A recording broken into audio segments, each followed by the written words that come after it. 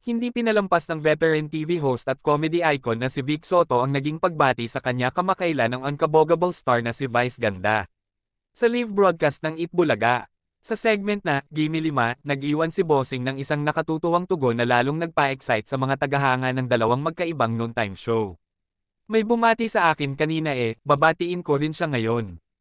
What's up, Vice? Mag-uusap tayo ha, panimula ni Bossing Vic habang diretsyong nakatingin sa camera. Nang usesay ng co-host na si Miles Ocampo kung pinagbabantaan ba niya ang TV host comedian, agad itong sinagot ni Vic ng may kasamang ngiti. Hindi. Mag-uusap tayo ng masinsinan. Okay. Basta, ang masasabi ko lang sa'yo, ngunga, chop chops. Natatawang hirit ni Bossing. Dahil sa huling hirit ng komedyante, naghiyawan sa tuwa ang studio audience pati na ang mga kasamahang host na sina Miles, Maine Mendoza, at Riza May Dizon, na napakapit pa sa isa't isa habang natatawa. Ang palitan na ito ng baiting panig ay patuloy na nagpapasiklab sa mga espekulasyon na magsasama ang dalawa para sa isang malaking proyekto sa Metro Manila Film Festival, MMFF.